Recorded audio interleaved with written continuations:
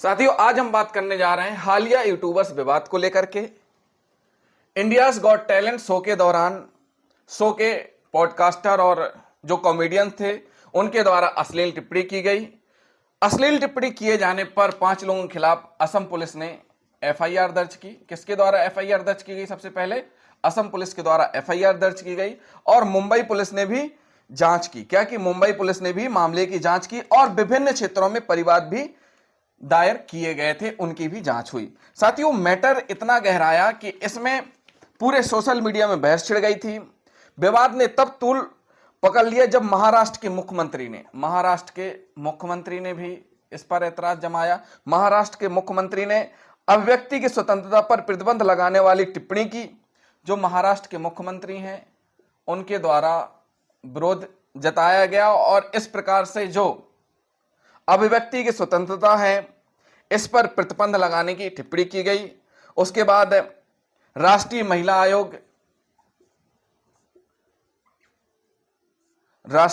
आयोग के पूर्व प्रमुख और राज्यसभा सांसद ने भी इस घटना की निंदा की। जो राज्यसभा सांसद हैं उनके द्वारा भी इस घटना की निंदा की गई। जो अश्लील टिप्पणी की गई थी उसकी निंदा की गई। उसके बाद शिवसेना प्रवक्ता ने इस तरह के व्यवहार के बारे में चेतावनी दी। जो शिवसेना के प्रवक्ता हैं उनके द्वारा भी इस तरह के व्यवहार में चेतावनी दी गई कि इस प्रकार का व्यवहार बिल्कुल भी सही नहीं है। असम पुलिस ने अश्लील टिप्पणी के संबंध में कंटेंट क्रिएटर और एक कॉमेडियन सहित 5 लोगों के विरुद्ध एफआईआर दर्ज की। यानी असम पुलिस ने एफआईआर ही दर्ज की 5 लोगों के खिलाफ।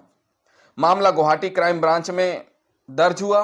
किन किन धाराओं में दर्ज हुआ वो भी जानना बहुत जरूरी है। साथियों, एक एक करके हम आपको पूरी डिटेल बताएंगे। इस घटनाक्रम ने पूरे देश को हिला के रख दिया था और साथ ही साथ एक ऐसी स्थिति बन गई थी कि बच्चों के भविष्य को लेकर के कि बच्चे किस दिशा में जा रहे हैं। क्या इस प्रकार के जो यूट्यूबर्स हैं जो कि सोशल मीडिया प्लेटफॉर्म पर अपने शो लेकर के आते हैं और इस प्रकार की अश्लील टिप्पणी किए जाने पर जो नौजवान हैं उन पर बहुत बुरा असर पड़ेगा। इस प्रकार से इस घटनाक्रम की निंदा की गई थी। साथियों, असम पुलिस ने यानी मामला गुवाहाटी क्राइम ब्रांच के द्वारा एफआईआर दर्ज की गई थी। कौन कौन सी धाराएं लगाई गई थी? सबसे पहले आईटी एक्ट 2000, साथ ही साथ महिलाओं का अशिष्ट रूपण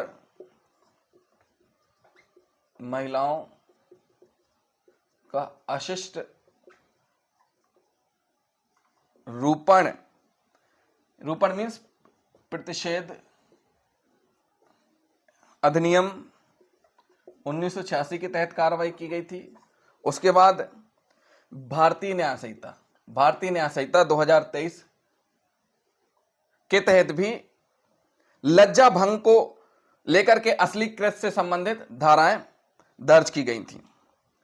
अतिरिक्त विधिक कार्यवाही में जो शामिल हैं, अधिवक्ता सोशल मीडिया प्लेटफॉर्म पर सख्त कंटेंट मॉडरेशन की मांग कर रहे हैं। जो अतिरिक्त अधिवक्ता हैं उनके द्वारा सोशल मीडिया प्लेटफॉर्म पर सख्त कंटेंट मॉडरेशन की मांग कर रहे हैं। सूचना एवं प्रसारण मंत्रालय ने अन्वेषण का अनुरोध किया। सार्वजनिक हस्तियों के कंटेंट निर्माताओं के साथ जुड़ाव के संबंध में दिशा निर्देश की मांग की गई। अभियुक्त पक्ष ने टिप्पणी के लिए माफी मांगते हुए कहा कि मैंने जो कहा वह मुझे नहीं कहना चाहिए था। मेरी टिप्पणी न केवल अनुचित थी अपितु वह मजाकिया भी नहीं थी। हास्य मेरी विशेषता नहीं है। साथियों, जो आरोपी हैं इस मामले के उनके द्वारा सार्वजनिक माफी मांगी गई थी। क्या की गई थी? माफी मांगी गई सार्वजनिक। तो साथियों, इस प्रकार से ये घटनाक्रम हुआ। इसमें जो आईटी एक्ट है, आईटी एक्ट की किस धारा के तहत कार्रवाई हुई है वो भी हम आपको इसमें स्पष्ट कर देते हैं। जो आईटी एक्ट की धारा है 67, इसमें इसके तहत एफआईआर पंजीबद्ध हुई है और उसके बाद भारतीय न्याय संहिता की धारा भी लगी है। कौन कौन सी धाराएं लगी हैं भारतीय न्याय संहिता की वो भी हम आपको एक एक करके बता देते हैं। साथियों, ये जो 67 है पहले इसको जानना जरूरी है। यह इलेक्ट्रॉनिक रूप में अश्लील सामग्री प्रकाशित या प्रसारित करने से संबंधित है। यह जो आईटी एक्ट की धारा 67 है किससे संबंधित है? जो अश्लील सामग्री है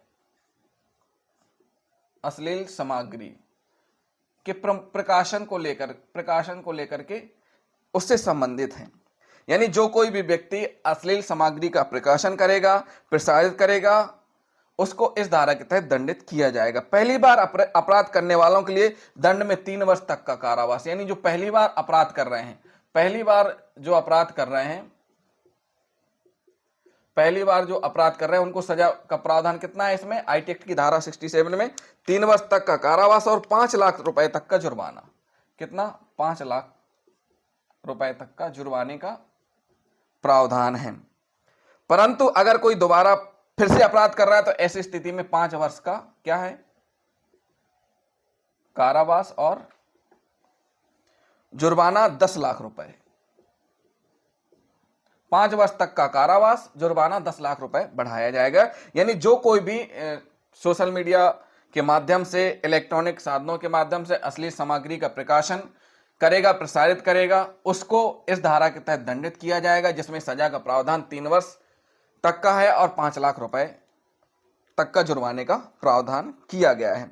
यह धारा विशेष रूप से उस इलेक्ट्रॉनिक सामग्री को लक्षित करती है जो कामुक है, कामुक हितों को आकर्षित करती है या इसे एक्सेस करने वाले भ्रष्ट दुराचारी बना सकती है। तो साथियों, ये धारा 67 हो गई जो कि आईटी एक्ट के तहत क्राइम ब्रांच के द्वारा लगाई गई थी, जिसमें सजा का प्रावधान 5 लाख रुपए और 3 वर्ष तक का कारावास है। इसके बाद हम आपको बता देते हैं कि भारतीय न्याय संहिता की कौन कौन सी सेक्शंस लगाई गई हैं, वो भी जानना बहुत जरूरी है। जो एफआईआर हुई थी, यूट्यूबर्स, जो पॉडकास्टर, कॉमेडियंस है, 5 लोग हैं, इनके खिलाफ जो एफआईआर हुई है, इसमें हम आपको वही बता रहे हैं कौन कौन से सेक्शन। एक तो आईटी एक्ट की धारा, आईटी एक्ट 2000 की धारा 67 हो गई। अब हम आपको भारतीय न्याय संहिता की कौन कौन सी धाराएं हैं उनके बारे में बता देते हैं। तो 296 कौन सी धारा लगी है? 296 भी लगी है, 296, 352 भी लगी है, 353 भी लगी है, 353 भी लगी है और 225 भी लगी है। इन सब के बारे में हम आपको एक एक करके बताते हैं। जो बीएनएस की धारा 296 है, ये क्या कहती है? बीएनएस भारतीय न्याय संहिता 2023 की धारा 296 अश्लील कृत्यों और गानों से संबंधित है। किससे संबंधित है? अश्लील कृत्य और गानों से संबंधित है।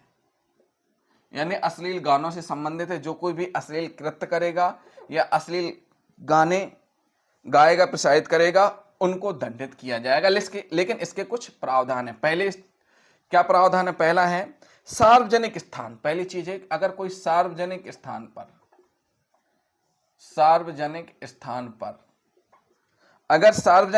पर कोई अश्लील कृत्य करता है, क्या करता है? कोई, चाहे वो महिला हो चाहे पुरुष हो, कोई अश्लील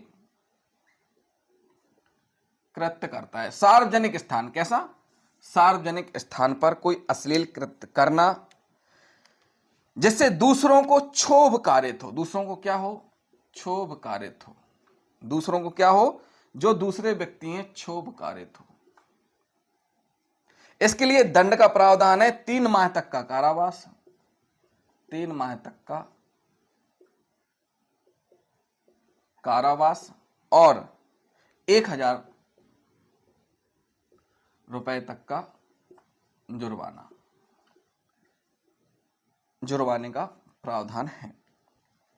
किसी भी सार्वजनिक स्थान पर या उसके आसपास अश्लील गीत, गाथा, शब्द गाने, सुनाने या बोलने पर समान दंड हो सकता है। जो कोई, ये तो हो गया सार्वजनिक स्थान पर कोई अश्लील कृत्य करेगा, यही गानों को लेकर के है। यानी कोई भी व्यक्ति सार्वजनिक स्थान पर अगर अश्लील गीत गाता है, क्या करता है? अश्लील गीत गाता है, कोई गाथा गाता है अश्लील, कोई शब्द यूज करता है या सुनाने या बोलने पर कुछ भी करता है, तो दंड का प्रावधान यही होगा, 3 माह तक का कारावास, 1000 रुपए के जुर्माने से दंडित किया जाएगा। तो साथियों, हमने आपको भारतीय न्याय संहिता 2023 की धारा 296 के बारे में बता दिया। अब हम आपको बताएंगे भारतीय न्याय संहिता की अगली धारा जो एफआईआर में दर्ज की गई थी इन यूट्यूबर्स और कॉमेडियन के खिलाफ। दूसरी धारा है भारतीय न्याय संहिता की 352, BNS 352। 352 क्या कहती है? लोक शांति भंग कराने को प्रकोपित करने के आशय से अपमान के बारे में उपबंधित है। यानी इसमें ये जो धारा है 352 में लोक शांति भंग कराने को प्रकोपित करने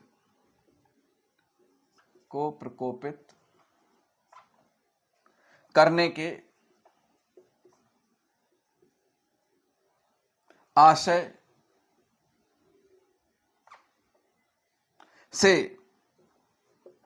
आशय से अपमान के बारे में उपबंधित करती है। विधि कहती है, विधि अपकथित करती है कि यदि कोई व्यक्ति किसी भी तरह से, इसका मतलब क्या हुआ? आशय या साशय यानी जानबूझकर। क्या हो गया? जानबूझकर। विधि अपकृत करती है कि यदि कोई व्यक्ति किसी भी तरह से, कोई भी व्यक्ति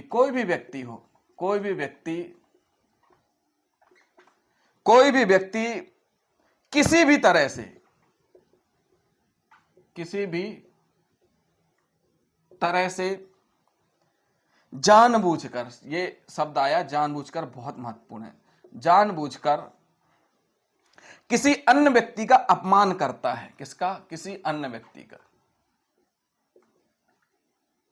व्यक्ति का क्या कर रहा है? अपमान करता है। साथियों, इस धारा में यही प्रावधान है कि जानबूझकर किसी अन्य व्यक्ति का अपमान करता है, यह जानते हुए कि इस तरह के उकसावे से लोक शांति भंग होने या कोई अन्य अपराध होने की संभावना है। इस तरीके से अपमानित करता है कि इस प्रकार से प्रकोपित करता है कि इससे क्या संभावना है? लोक शांति यानी जो शांति चल रही है समाज में, लोग शांति से रह रहे हैं, वहां अशांति हो जाएगी। यानी लोक शांति भंग होने या अन्य अपराध होने की संभावना है। क्या होने की संभावना है? तो उसे दंडित किया जाएगा। यानी जो कोई व्यक्ति जानबूझ करके किसी अन्य व्यक्ति का अपमान करेगा, उसका आशय क्या है? अन्य व्यक्ति का अपमान करना है, या इस तरह के उकसावे से ऐसा कार्य करेगा, इस तरह का उकसावा देगा जिससे कि लोक शांति भंग होने की संभावना हो, यह भी संभावना हो कि अन्य अपराध भी घटित हो सकता है। ऐसी स्थिति में जो व्यक्ति इस प्रकार का कृत्य करेगा उसको दंडित किया जाएगा, जिसमें दंड का प्रावधान है 2 वर्ष तक का कारावास। कितना? 2 वर्ष तक का कारावास, और जुर्माना कितना? जुर्माना दोनों से दंडित किया जाएगा। यानी जुर्माना, कारावास और जुर्माना दोनों से दंडित किए जाने का प्रावधान है। जानबूझकर किए गए उत्तेजक अपमान को अपराध मानती है। ये जो धारा है, ये जानबूझकर जो अपमान किया जाता है उसको अपराध मानती है, जिससे विधि विरुद्ध व्यवहार को उकसाने या लोक व्यवस्था को बिगाड़ने की संभावना हो सकती है। तो साथियों, जो पॉडकास्टर थे, कॉमेडियन थे, 5 लोग थे, उनके खिलाफ यह धारा भी पंजीबद्ध की गई थी। अब अगली धारा कौन सी है वो भी हम आपको बता देते हैं। साथियों, भारतीय न्याय संहिता की अगली धारा जो उनके खिलाफ पंजीबद्ध की गई थी, उस धारा का नाम है भारतीय न्याय संहिता की धारा 353। देखिए, BNS 353। इसमें क्या है? उन कथनों से संबंधित है जो लोक दृष्टि का कारण बनते हैं। उन कथनों से संबंधित हैं जो लोक दृष्टि का कारण बनते हैं। साथियों, ये धारा किससे संबंधित है? उन कथनों से संबंधित है जो लोक दृष्टि का कारण बनते हैं। इसमें उपधारा 1 है इसकी, किसकी धारा? 353 की। 353 की उपधारा 1, सब क्लॉज 1। ऐसे कथनों, चाहे वो इलेक्ट्रॉनिक माध्यम से कहे गए हों या सामने से कहे गए हों, ऐसे कथनों को बनाने, प्रकाशित करने या प्रसारित करने पर रोक लगाती है। मतलब जो भी कथन है, कथन के प्रसारित करने पर रोक लगाती है। कैसे कथन, वो भी हम आपको बता देते हैं। जैसे पहली कंडीशन, सैन्य कर्मियों में विद्रोह उत्पन्न कर सकता है। ऐसे कथन जो कि सैन्य कर्मियों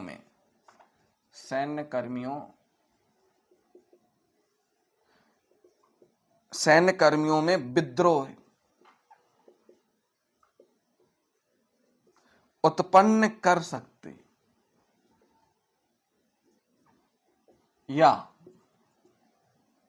उन्हें अपने कर्तव्य से विमुख कर सकते हैं। क्या कर सकते हैं?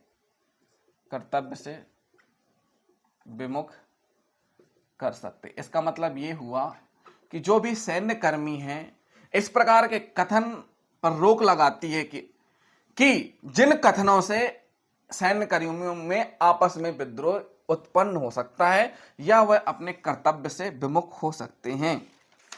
दूसरी कंडीशन, जनता में भय उत्पन्न। ऐसे कथन को प्रसारित करने पर रोक लगाती है। ऐसे कथन अगर कोई करेगा जिससे कि जनता में भय उत्पन्न होता है तो भी दंडित किए जाने का प्रावधान है। जनता में भय उत्पन्न कर सकता है। क्या कर सकता है? भय उत्पन्न कर सकता है। जिसमें राज्य के विरुद्ध अपराध बढ़ सकते हैं। जिसमें राज्य के विरुद्ध क्या हो सकते हैं? अपराध बढ़ सकते हैं।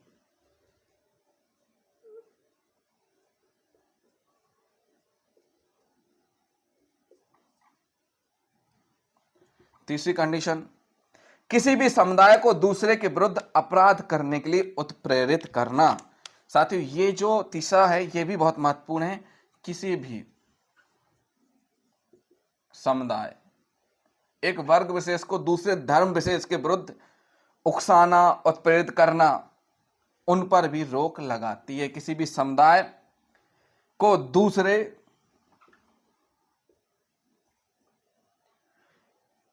के विरुद्ध अपराध करने के लिए उत्प्रेरित करता।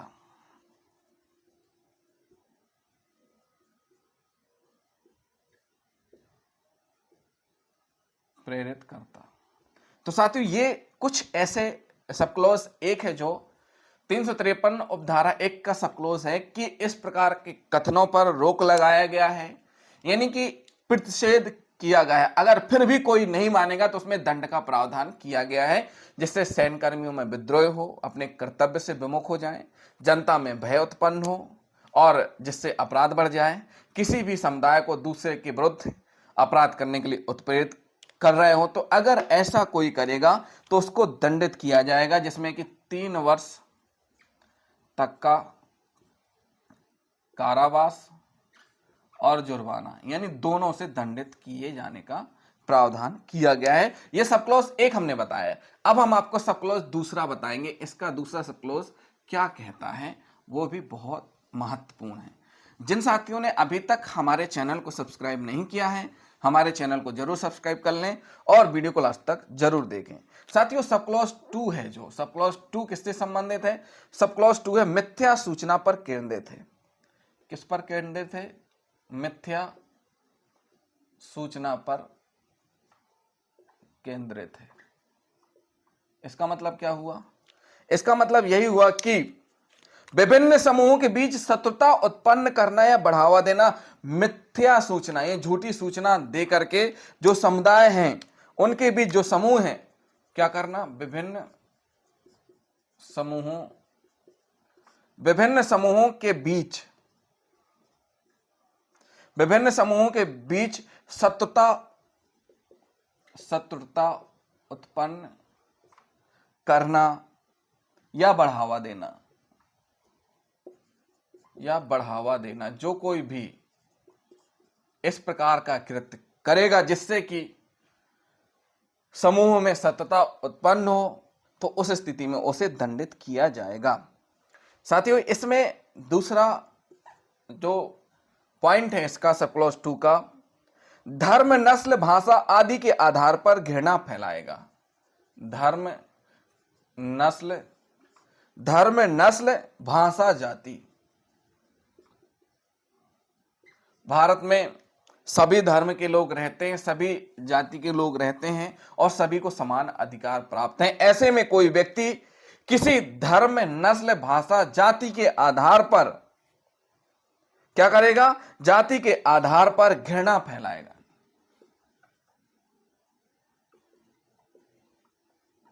घृणा फैलाएगा, उसको दंडित किया जाएगा।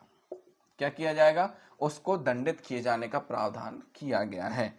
साथियों, सब इसका तीसरा पॉइंट क्या कहता है? देखिए, अभी ये समूह से संबंधित था। तीसरा पॉइंट आ जाता है समुदायों के बीच। तीसरा पॉइंट आ जाता है समुदायों के बीच, दो समुदायों के बीच, दो धर्मों के बीच दुर्भावना उत्पन्न करना। क्या करना? दुर्भावना उत्पन्न करना। जो कोई भी दो समुदायों के बीच दुर्भावना उत्पन्न करेगा उसको दंडित किया जाएगा। यानी इस प्रकार के जो कोई भी कृत्य करेगा उसको सजा कितनी मिलेगी? 3 वर्ष तक का कारावास और जुर्माना दोनों से दंडित किया जाएगा। क्या रहेगा? 3 वर्ष तक का कारावास, जुर्माना दोनों से दंडित किया जाएगा उपधारा 2 में जो कोई भी अपराध करेगा। अब साथियों, उपधारा 3 भी जानना बहुत महत्वपूर्ण है। उपधारा 3 में भी बताया गया है और उसमें भी दंड का प्रावधान किया गया है। साथियों, 353 यानी भारतीय न्याय संहिता 2023 की धारा 353 की जो सब क्लॉज 3 है ये हम आपको बता रहे हैं। सब क्लॉज 3 में कहा गया यदि कोई इसमें धार्मिक स्थलों के संबंध में अपराधों को संबंधित करता है। जो धार्मिक स्थल होते हैं, किसी भी धर्म के हों, जो भी धार्मिक स्थल हैं, धार्मिक स्थलों के संबंध में अपराध, धार्मिक स्थलों के संबंध में अपराध कौन कौन से होते हैं ये भी बहुत महत्वपूर्ण है। पहली चीज, यह कृत्य पूजा स्थलों पर किया गया हो। कहां पर किया गया हो? पूजा स्थलों पर। पूजा स्थलों पर किया गया हो। दूसरा, धार्मिक समारोहों, सभाओं के दौरान किया गया हो। धार्मिक समारोह, जो भी धार्मिक समारोह होते हैं या सभाओं के दौरान किया गया हो।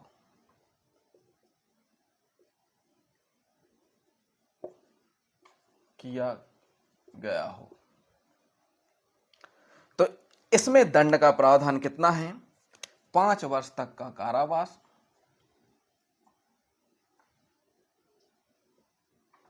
और जुर्माना दोनों से दंडित किए जाने का प्रावधान किया गया है। लेकिन साथियों, इसमें कुछ अपवाद भी हैं। मतलब कब अपराध ये नहीं माना जाएगा, यानी भारतीय न्याय संहिता 2023, भारतीय न्याय संहिता 2023 की धारा 353 के तहत कब अपराध नहीं माना जाएगा, यानी अपवाद स्वरूप पहला अपवाद क्या है? यदि व्यक्ति के पास यह मानने के लिए युक्त आधार हो कि सूचना सत्य है तो वह कोई अपराध नहीं। झूठी सूचना नहीं, अगर सूचना सही है और उसके पास आधार है तो भी अपराध नहीं है। दूसरी चीज, सद्भावना पूर्वक कार्य किया गया हो। सद्भावना पूर्वक कार्य किया गया हो, यानी उसका उद्देश्य अपराध करने का ना रहा हो। सद्भावना पूर्वक कार्य किया गया हो, रिष्टि कारित करने का आशय ना रहा हो। मतलब इस प्रकार की रिष्टि कारित करने का जो उसका आशय है ना रहा हो, तो उस स्थिति में अपराध नहीं माना जाएगा। तो साथियों, ये हमने आपको भारतीय न्याय संहिता 2023 की धारा 353 बताई। अब हम आपको बताएंगे भारतीय न्याय संहिता 2023 की धारा 225, उसमें क्या प्रावधान किए गए हैं ये भी जानना बहुत महत्वपूर्ण है। साथियों, बीएनएस 225। ये किससे संबंधित है? यह किसी व्यक्ति को विधिक सुरक्षा प्राप्त करने से रोकने के लिए दी गई धमकियों के बारे में प्रावधान करती है। मतलब ये धमकियों से संबंधित है, धमकियों से संबंधित है। और कैसी धमकी संबंधित है? जो उसको विधिक प्रावधान यानी विधिक सुरक्षा प्राप्त करने से रोकने के लिए।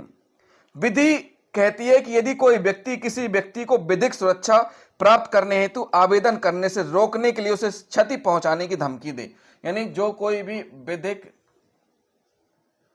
सुरक्षा प्राप्त करना चाहता है, विधिक सुरक्षा प्राप्त करना चाहता है और उसके लिए वह आवेदन कर रहा है, तो उसको आवेदन करने से रोकने के लिए कि आवेदन नहीं करने देना और उसे धमकाना, धमकी देना, जो ऐसी सुरक्षा प्रदान करने के लिए सशक्त है, तो उसे 1 वर्ष तक का कारावास, जुर्माना दोनों से दंडित किया जाएगा। जो कोई इस प्रकार से करेगा उसको 1 वर्ष तक का कारावास और जुर्माना दोनों से दंडित किया जाएगा। यह धारा मूलतः किसी व्यक्ति को प्राधिकृत लोक सेवकों से सहायता या संरक्षण प्राप्त करने से रोकने के उद्देश्य से की गई धमकी को अपराध मानती है। तो साथियों, ये हमने आपको कुछ ऐसी चीजें बताई जो हालिया यूट्यूबर्स विवाद में सामने आई हैं और इनको लेकर के ऐसे बहुत से परिवाद दाखिल किए गए। और साथ ही साथ एक पॉडकास्टर, कंटेंट क्रिएटर और अन्य लोगों को एक टैलेंट शो कार्यक्रम के दौरान की गई अनुचित टिप्पणियों के कारण विधिक कार्रवाइयों का सामना करना पड़ रहा है और दोष सिद्धि होने पर इस प्रकार सजा उनको होगी। इसके बाद इसी संबंध में विभिन्न जगह वाद प्रस्तुत किए गए थे, जैसे कहां प्रस्तुत किए गए थे वो भी हम आपको इसमें बता देते हैं। असम में एफआईआर हुई है, लेकिन और जगह जहां पर वाद प्रस्तुत किए गए थे इन यूट्यूबर्स के खिलाफ, वो भी हम आपको बता देते हैं। साथियों, यूट्यूबर्स के खिलाफ बांद्रा मजिस्ट्रेट न्यायालय में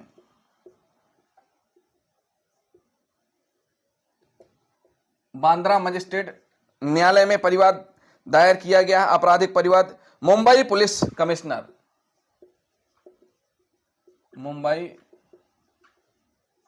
कमिश्नर उनके समक्ष परिवाद दायर किया गया है और महाराष्ट्र महिला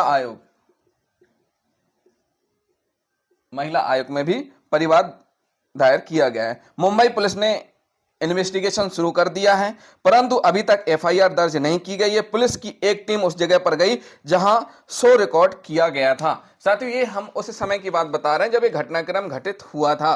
तो इस प्रकार से इस पर कार्रवाई हुई है और जो यूट्यूबर्स हैं, जब विवाद ने तूल पकड़ा, एफआईआर हुई, चारों तरफी से आलोचना हुई, तब यूट्यूबर्स ने माफी भी मांगी और जो माफी मांगी उसने माफी के दौरान ही स्पष्ट रूप से कहा कि उसके द्वारा इस प्रकार की गलती हुई है, वह मुझे नहीं करना चाहिए। मेरी टिप्पणी न केवल अनुचित थी अपितु वह मजाकिया भी नहीं थी। मतलब अनुचित टिप्पणी थी, वो मजाकिया भी नहीं थी। इस प्रकार से उस यूट्यूबर के द्वारा माफी भी मांगी गई है। साथियों, ये हमने आपको हालिया यूट्यूबर्स विवाद बताया जिसमें कि एफआईआर दर्ज हुई है और जो एफआईआर के सेक्शन से वो भी बताए और उन पर दोष सिद्धि होने पर न्यायालय के द्वारा इन धाराओं के तहत इतनी सजा दी जा सकती, वो भी हमने आपको बताई। जिन साथियों ने अभी तक हमारे चैनल को सब्सक्राइब नहीं किया है, हमारे चैनल को जरूर सब्सक्राइब कर लें और वीडियो को लाइक, शेयर, कमेंट करना ना भूलें। थैंक यू साथियों।